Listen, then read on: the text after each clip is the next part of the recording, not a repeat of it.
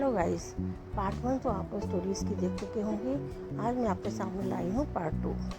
सुप्रिया और रघुवीर अपना अपना सामान लेके रूम में चले जाते हैं। रूम बहुत शानदार होता है। सुप्रिया जाते ही नहाने चली जाती है और रघुवीर बैठा रहता है, अपने मोबाइल में गेम खेलने लगता है। तभी सुप्रिया आ जाती है। रघुवीर सुप्रिया को देखते ही रह जाता है। सुप्रिया रघुवीर के पास आ जाती है और कहती है, क्या हुआ? तो रघुवीर कहता है, तुम बहुत सुंदर दिख रही हो। सुप्रिया शर्माते हुए कहती है, मैं तो सुंदर हूँ ही, जाओ नहा लो। और फिर रघुवीर भी चला जाता है नहाने। रघुवीर नहाकर बाहर निकलता है और वो टॉवल में ही बाहर आ जाता है। रघुवीर भूल गया कि सुप्रिया भी उसके साथ है।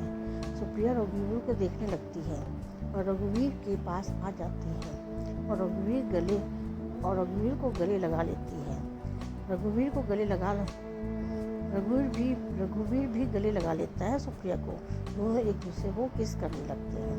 रघुवीर कहता है, सुप्रिया क्या यह सही है? सुप्रिया कहती है, जो भी हो रहा है सब सही हो रहा है रघुवीर, आज तुम मुझे अपना बना लो। बहुत दिनों के बाद मुझे मेरा प्यार मिला है। इतना सुनते ही रघुवीर सुप्रिया को गोदी में उठा लेता है और बेड पर लिटा देता है। दोनों प्यार करने लगते हैं। दोनों सब कुछ भूल जाते हैं एक दूसरे में। रघुवीर सुप्रिया को किस करता है, पैरों से लेकर ऊपर तक। सुप्रिया को बहुत अच्छा लगता है। सुप्रिया रघुवीर को अपने ऊपर खींच लेती है और दोनों किस करने लगते हैं। सब कुछ भूल कर प्यार करने लगते हैं। फिर दोनों सो जाते हैं। सुबह हो जाती है।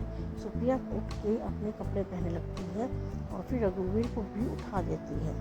प्यार की आग दोनों तरफ बराबर लग चुकी थी।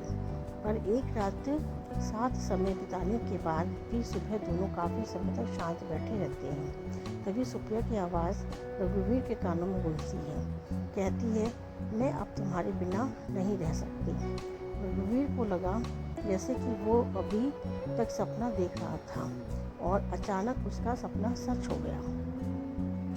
रघुवीर भी कहता है, मैं भी नहीं रह सकता तुम्हारे बिना। दोनों एक साथ रहने का फैसला करती हैं और अपने मम्मी पापा को कहना चाहते हैं शादी की बात करने के लिए। सुप्रिया कहती है, हम आगे नहीं जाएंगे, हम यहीं से घर चलते हैं। अब दोनों एक दूसरे के बिना एक पल भी नहीं रह सकते और दूसरी गाड़ी बुक करके अपने अपने घर चले जाते हैं। घर जाते ही दोनों अपने मम्मी पापा से बात करने लगते हैं। दोनों की फैमिली एक दूसरे को जानती है तो मना नहीं करती। तभी सुप्रिया का कॉल आता है और रघुवीर भी सुप्रिया को कॉल करने वाला था। सुप्रिया, हेलो। रघुवीर, हेलो सुप्रिया, मैं भी तुझे कॉल करने वाला था।